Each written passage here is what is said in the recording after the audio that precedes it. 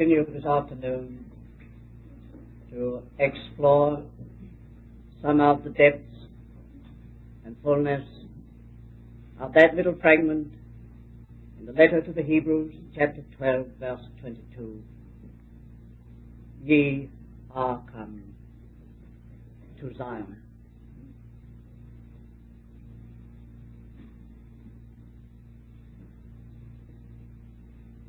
It is common knowledge that this document, called the letter to the Hebrews, marks the transition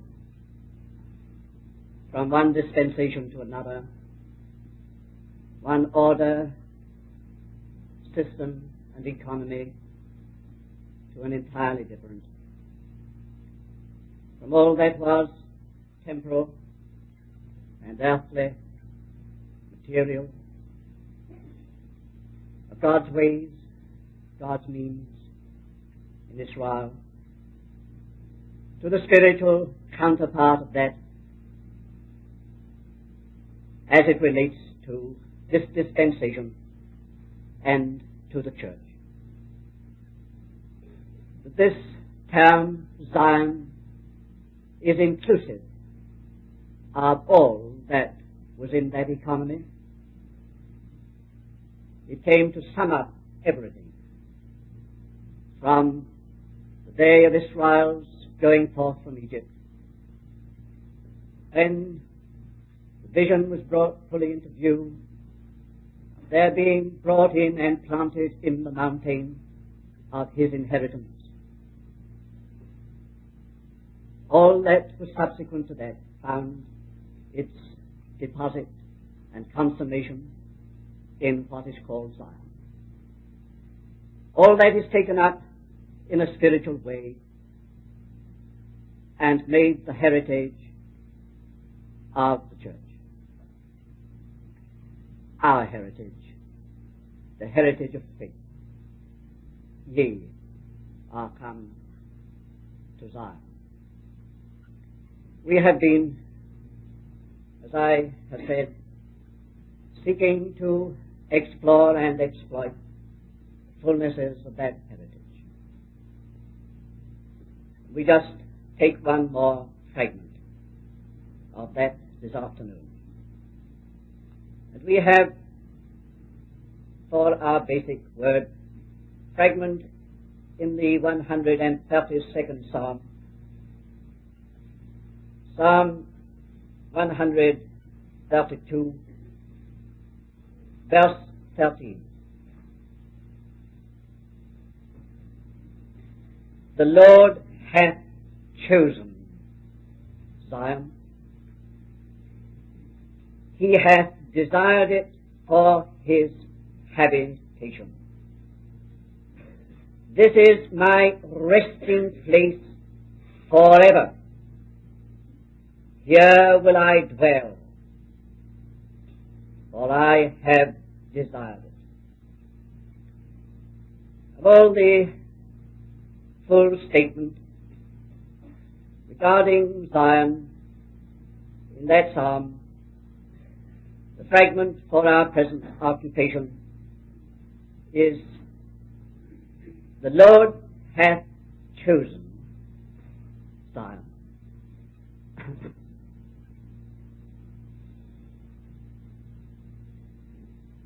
In the very blood of the true Israelite is the element of selection and election. That is, of a difference and a destiny.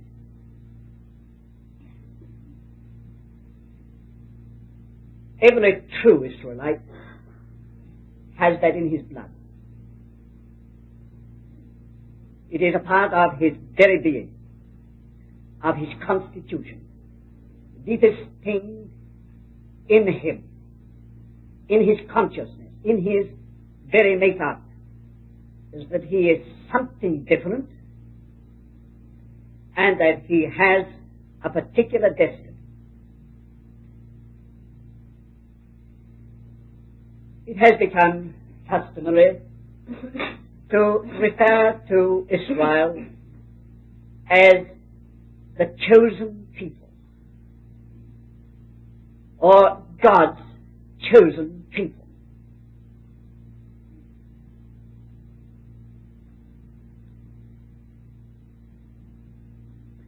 And that is the consciousness of the Israelites, chosen by God, distinguished by God, in the appointment of God apart for some particular purpose. That is, in His blood, a sense of destiny. These two things go together: difference and destiny, apartness and purpose.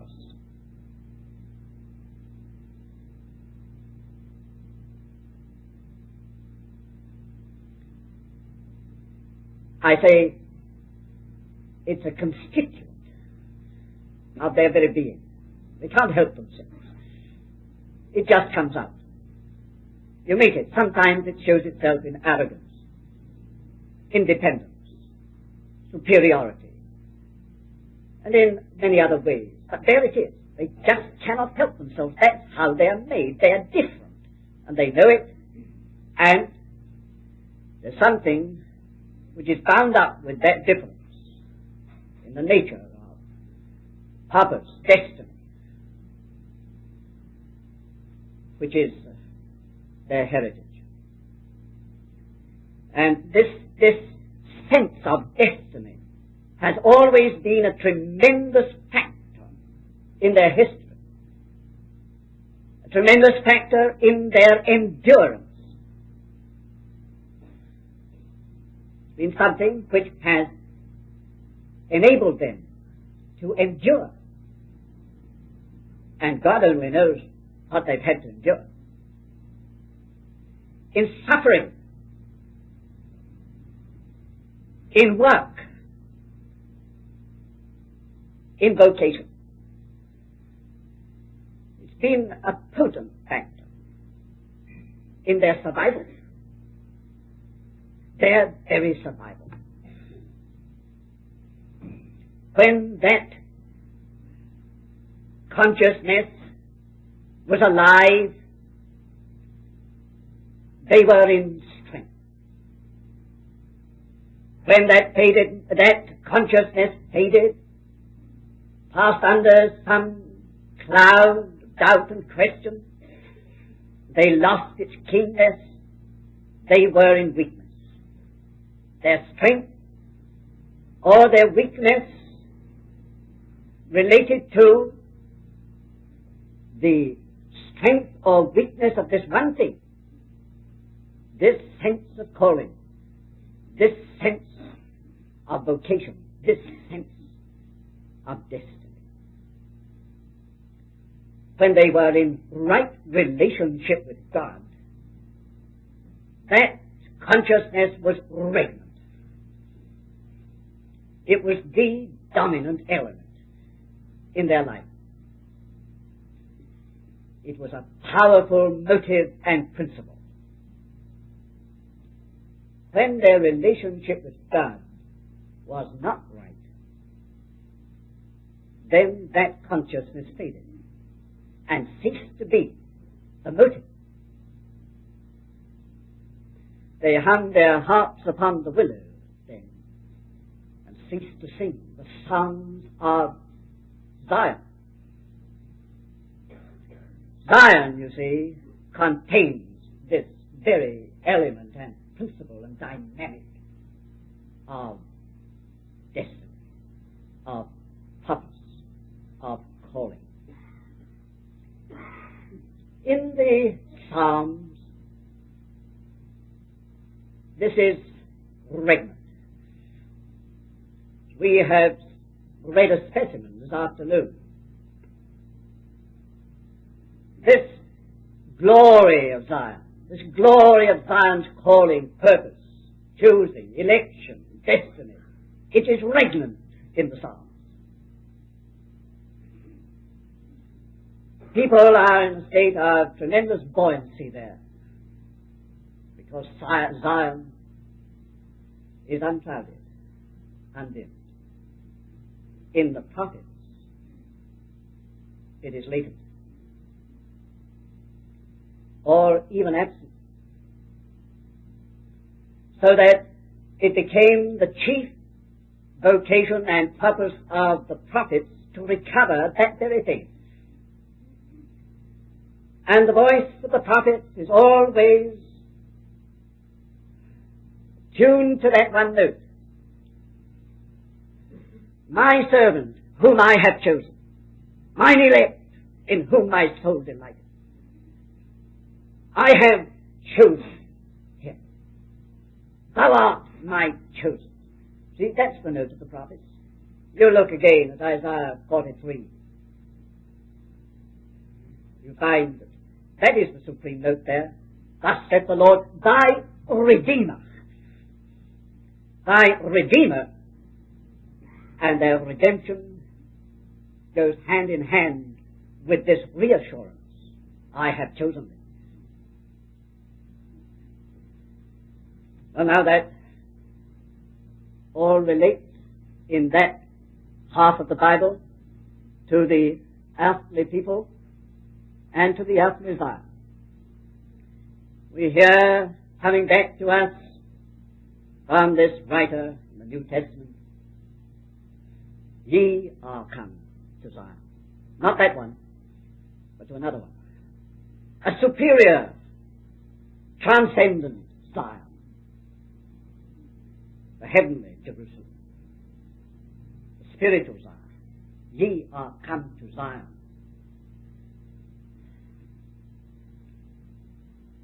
And coming to Zion, amongst all the other things that it means coming to that very thing. Coming to the eternal counterpart of the temporal. That divine choosing, that divine electing, that divine calling, that divine, that heavenly destiny. We find this made clear in the New Testament in two ways. Firstly, in new birth. If it was true that in the very birth, that is, in the very blood and constitution of the Israelite, this sense of vocation and destiny was so strong, so powerful. That is true in the new birth of the child of God. It is there as a great factor present, but in birth as a general principle. We do not define it in this way. We do not give it this kind of definition in words. But when it is put to us in this way, yes, that's just what we know. That when we were born again, we immediately became conscious of there being, after all, some purpose in our being on the earth. It was then that life took on its real meaning. Whatever we had thought and felt about life up to that time, now we become conscious of there being some meaning about life of which we were never conscious before. We just feel now we've begun to live. And now life has got a meaning, a purpose. I say that is there as a general principle in the very constitution of the new birth. It's a test as to the reality of the new birth. It's a testimony to a very great fact that somewhere behind our birth, all unknown, beyond our understanding and comprehension, there is a design. There is a purpose. We are no accident. There's a meaning. I say it's if I may use this of the spiritual, it's in our blood by new birth. That, of course, is open to your attesting. You know it's true. It is at least as potent a reality and fact in the birth of the child of God by faith as ever it was in a Jew. If your new birth has not brought that, not so that you can put it in the words, the form in which I have put it, but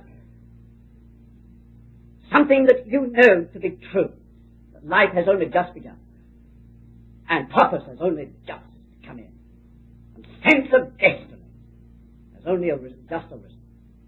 If that is not true, your conversion, then you've missed something. You've missed something. Because it is, I say, a blood constituent of the new generation. It's there as a general principle in new birth. And that is the meaning of being born anew. But then, the New Testament goes on to show us that a life in the Spirit, which after all is the enlargement, the fullness of the meaning of new birth. A life in the Spirit becomes intelligent concerning this matter of purpose and destiny and difference. Intelligent and specific. Intelligent, I mean, we come to know what Paul has spoken of, about having been chosen in him before the foundation of the world. What Peter meant about the church when he said, you're an elect race. It's only another word, another English word for the same original, chosen, elect. We come intelligently to understand that now we are somehow chosen by God. Before we had a being that has been introduced to us at our new birth, we become aware of it, begin to understand something of what that means. God has chosen us. We can understand what the Lord Jesus meant when he said, ye did not choose me, but I chose you. I chose you. This is something that God has done for which there is no accounting on any other ground than on the ground that God did it. God's sovereign act. We begin to understand that it is so. And intelligently we are able to grasp more and more the teaching, especially through Paul, concerning this matter of election. Choosing. And calling. What a favorite word of Paul's that was. Calling. Called according to his purpose. Called according to his purpose. Called. Purpose. According to his purpose. The purpose of him. So on. These are great words which are all gathered into the one word, destiny. Destiny. And a life in the Spirit, mark you, means a growing intelligence about that, a growing understanding of that. It is not only now the basic consciousness, but the growing understanding of what that means. And as we grow in understanding of what it means to have been chosen, to have been called according to his purpose, life takes on a great deal more fullness of meaning and value and power. It becomes something of tremendous power and potency in our lives as we grow into the understanding of it. It's a mighty motive. A mighty motive.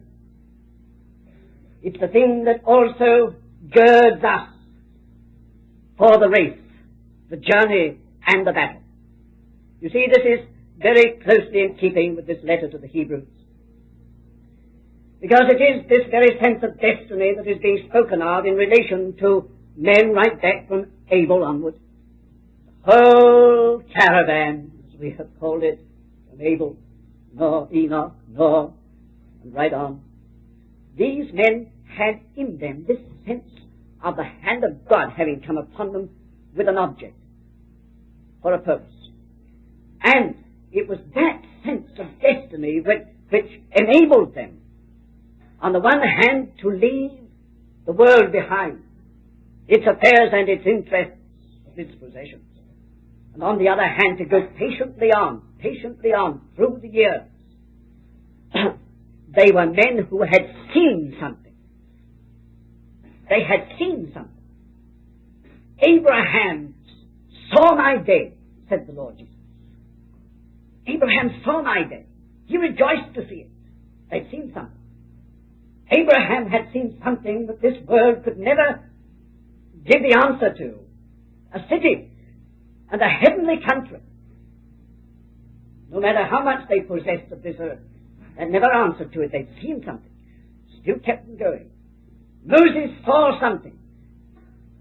He saw the God of Israel. And he saw the pattern of the things in the heavens. But he saw more than that. He saw more than that. What a tremendous suggestion is found in this. Accounting the reproach of Christ greater riches than that of Egypt. The reproach of Christ. He'd seen something that could never find its answer in the types and the figures and the symbols and the whole earthly representation. He had seen something heavenly. And so all these men had seen something. And that seeing was bound up with this sense of being called and of destiny. And it kept these men going. Of Moses it says he endured as seeing him who is invisible. Seen something. And he endured. He endured. They endured. And what was the power, the thing that girded them to endure, to suffer, and to die, still in faith, not having obtained? It was this something in them. It was a part of them, not something they'd taken on, something that was inborn, sense of purpose, God appointed, destiny. Yes. The letter to the Hebrews gathers that all up and says, seeing we are compassed about with so great a cloud of witness, let us run as they ran. The race with patience. Let us lay aside every weight and the so easily besetting sin. That's doubt. That's unbelief, as the context shows. Lay it aside, run with patience.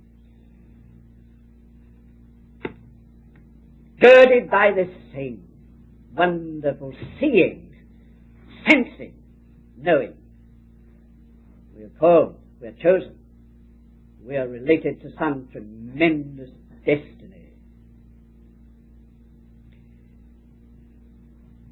But then,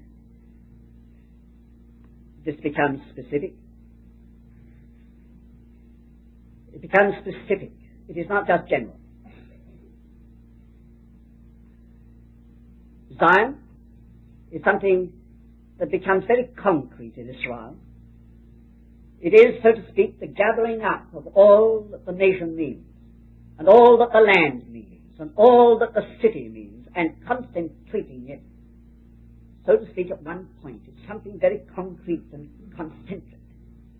So that this sense of destiny becomes not something quite general and spread over and indefinite, but something quite focused. Focused. And ye are come to Zion. this is but a repetition of something we have said more than once in the conference.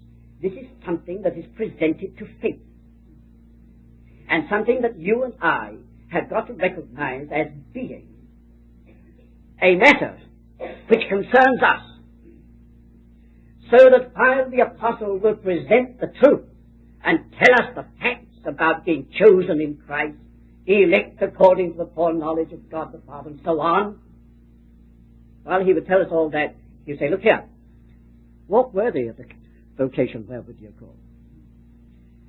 Make this something that comes into your everyday life, and it will redeem your everyday life from the ordinary, from the monotony, from the trivial. It will lift you right up onto another level.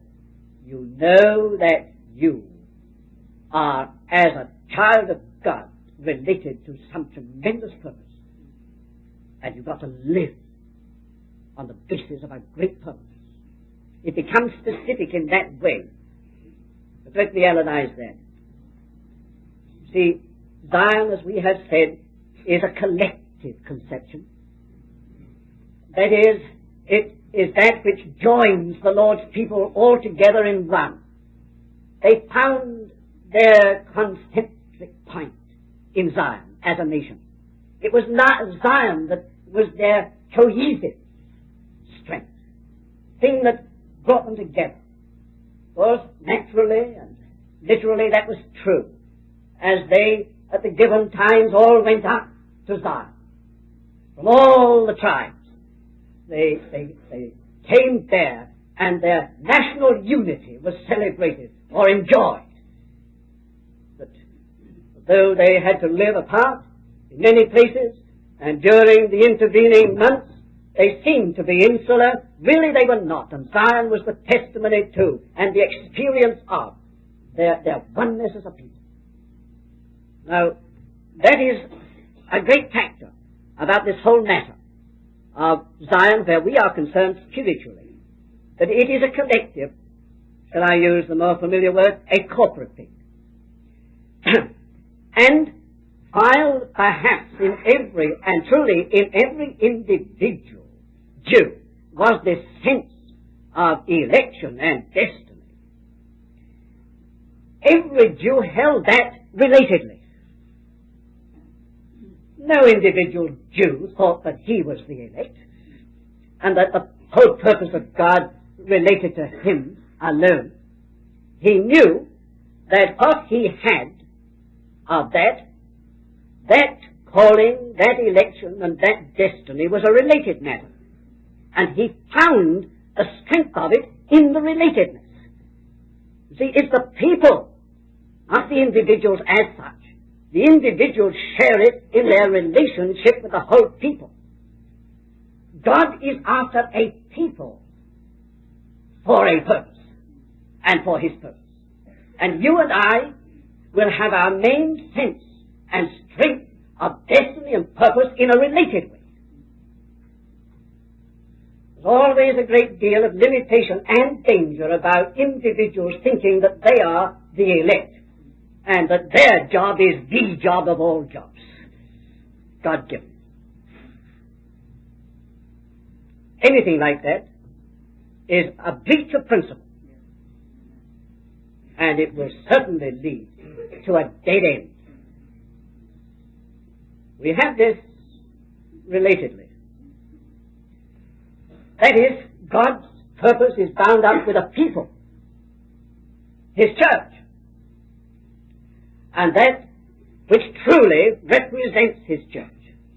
That is, which takes the true church character, the heavenly body character. Wherever that is found in representation collectively, there these things obtain.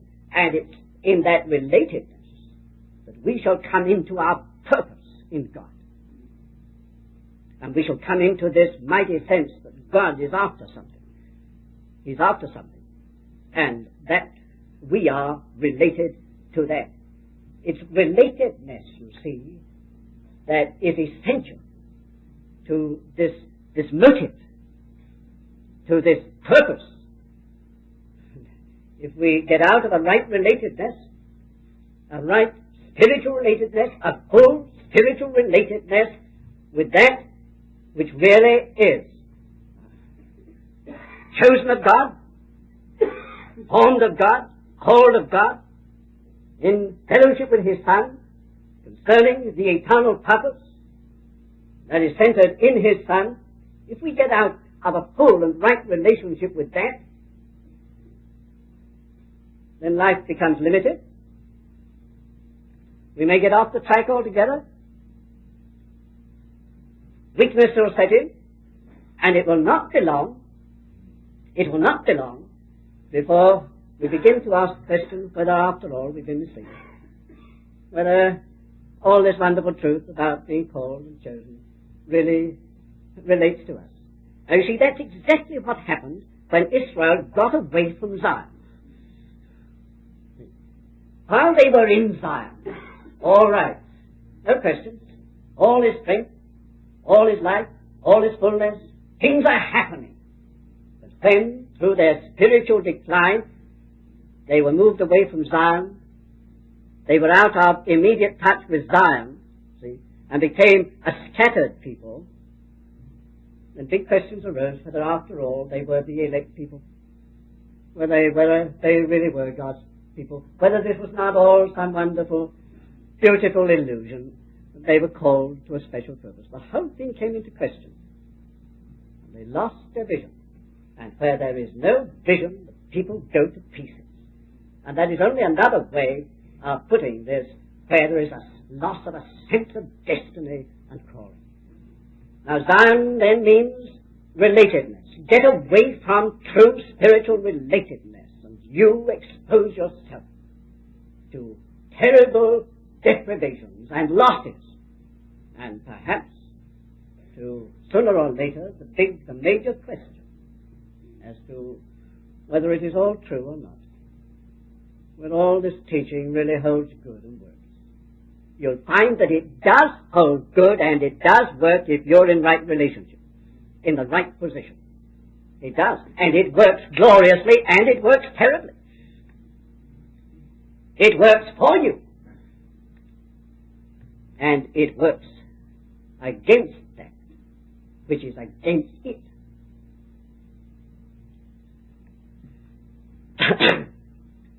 Now, I know that so many people have this difficulty. You speak about being called, chosen, for a great purpose. What's the purpose of my life? Where do I fit into this? And what is my function? And you're always making an individual and personal matter of this in a wrong way. Get focused again about this. Get focused again. If an Israelite should have asked that question, what is my place? What is my function? What is my vocation? For what I am called? The answer would have been Zion. Zion. On every point, the answer is Zion. You see what I mean? It doesn't relate to you out there as so many individuals. It relates to a collective thing that God is doing. And you will find your place and your function in a related position. You must not go and take the whole purpose of God and pull it out to you in some detached position. You have got to come right into it.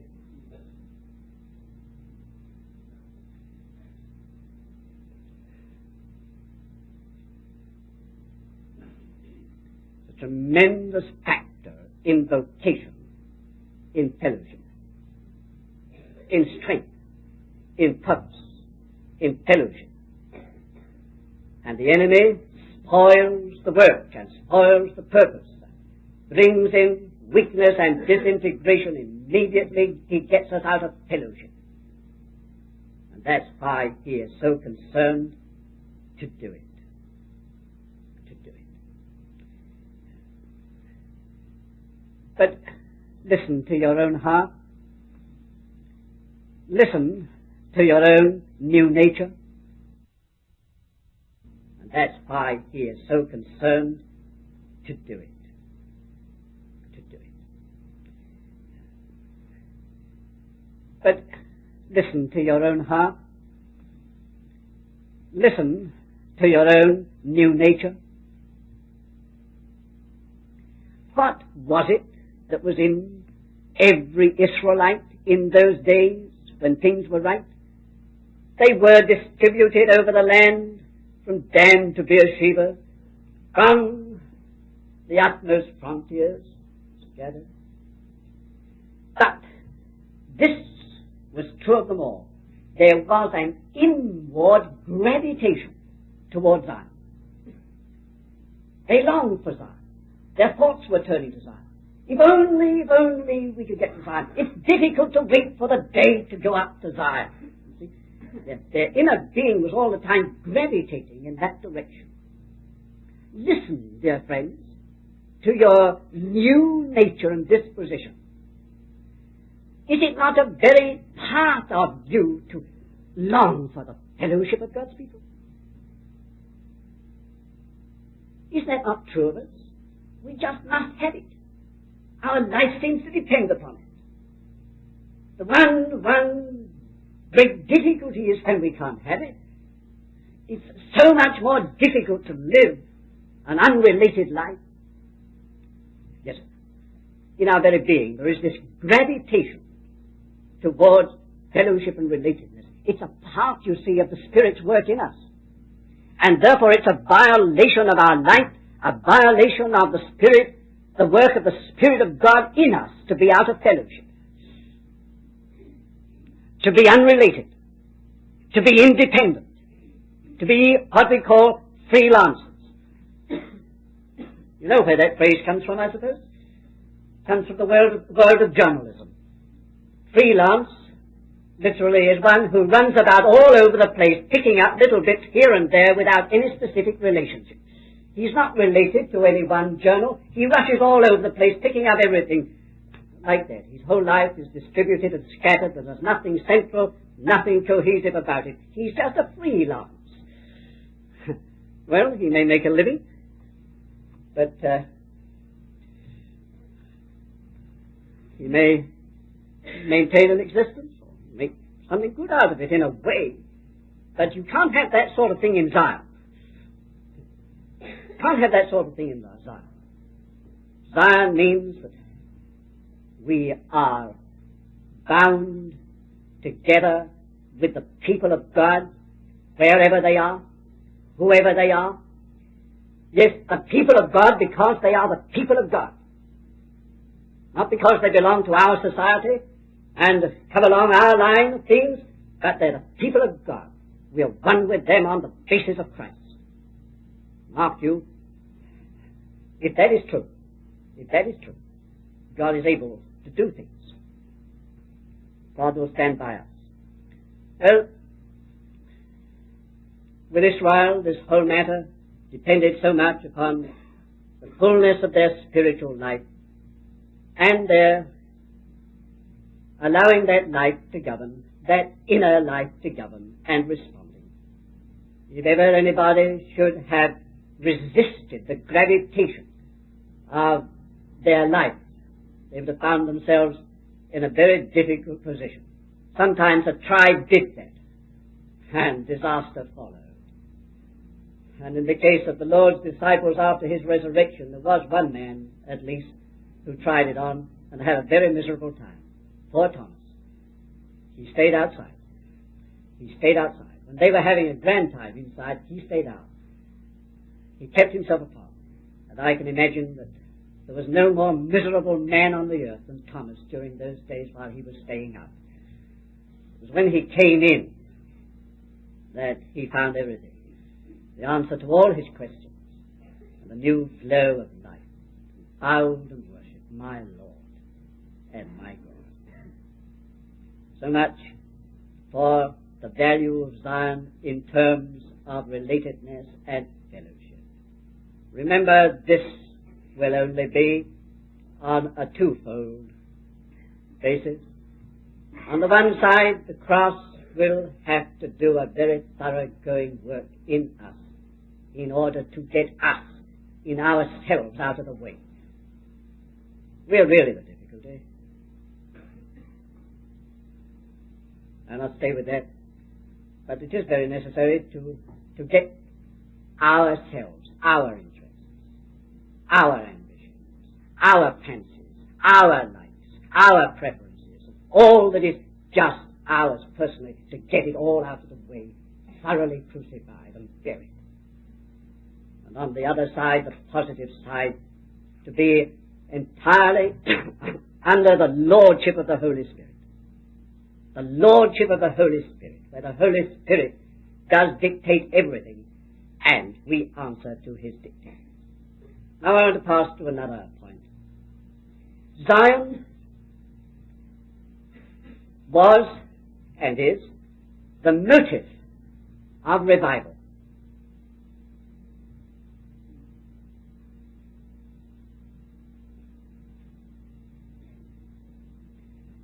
What is popularly termed revival is that which is related to one thing as an objective or an object. It is related to souls being saved or converted.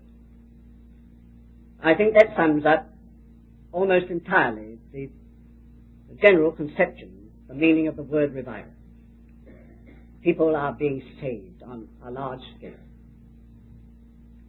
Well, we have nothing to say against that. The Lord grant it.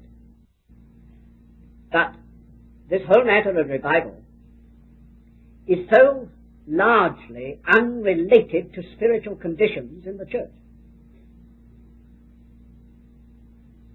It is objective. It is something which is bound up with a certain kind of activity. Objective activity with certain objective results. Unrelated or out of relationship with internal spiritual conditions. And mark you, this matter of revival can be, and I fear often is, a blind to the real need.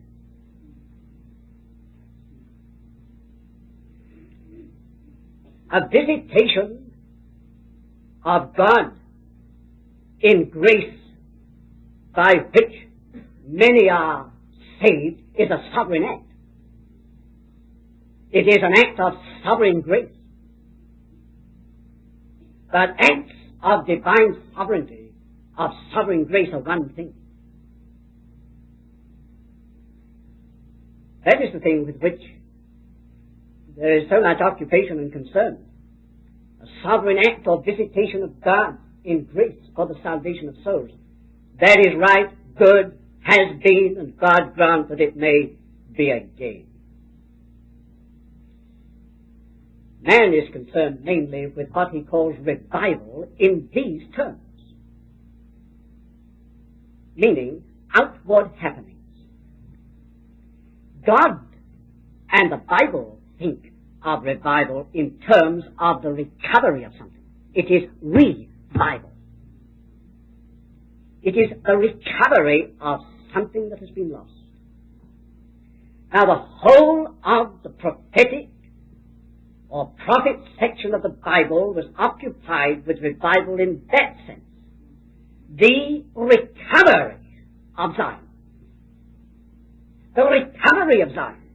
Look through the prophets and see if that is not the burden of their message, the burden of their cry, burden of their prayer. It's all that Zion may be recovered, restored, may come again. The recovery of the glories of Zion. Zion to come into the place that it once held. That runs right through the prophets. So that the prophetic ministry has to do not just with the sovereign acts of God's grace externally and objectively, but with the recovery of something in the people of God themselves. And that really is God's way of touching the nations. It was not until that was true of Israel that the nations were touched. God made that state of things internally basic and contingent for the touching of the nations. and the other will follow. Yes, the other will follow, as day follows night, spontaneously when God has in his people what he wants. You will not need to have special efforts to get souls saved. They will be quietly being saved all the time. There will be something going out that is touching lives on an ever-widening circle when God gets what he wants amongst his people. It must be. It is like that. It is spontaneous. It is inevitable. So the prophets did not cry and pray that the nations in the first place should be saved. They prayed that Israel should be saved, and then they saw that the nations would be touched. We see something of that probably this evening. But there's a statement of fact that revival from the Bible standpoint is internal before it is external. It is recovery. It is recovery. And for that, a prophetic ministry, a ministry concerning Zion is needed. See what Zion really means. Spiritual. Stands for. Heavenly aspect. To have that burden, that vision and that burden, and a ministry. That doesn't only mean a preaching ministry. It means as much a praying ministry. It means a burden on your heart. That's a ministry sometimes. It doesn't get on the platform. It's a burden on your heart which finds expression. Oh, that the Lord's people, I with them, whereas the Lord would have them be. In the full meaning of Zion. Recovery. My last word follows on that. Zion is a means to God's larger, greater end. Therefore, that which it represents, that testimony, that full testimony to the Lord Jesus in person and work and place in the divine appointment, that as a revelation to the hearts of God's people, has to be planted in the nation. It has to be there. The strategy of God is just this, that he plants a testimony. A testimony which is so according to his mind, answering to his thought, that he finds it perfectly safe to add to that. That's God's way. That's what we have in the New Testament. Just what he did. He planted a testimony in a nucleus here, and a group there. And there they lived in the good of Christ, his work, his place. And what happened? God added daily to the church those who were being saved. God added. But God must have something to which he can add with a sense of confidence. God is not going to add to our institutions. God is not just going to add to and build up our particular private interests in Christianity. God is going to add to his Son. And his Son as represented in his people. He'll add according to the measure of his Son.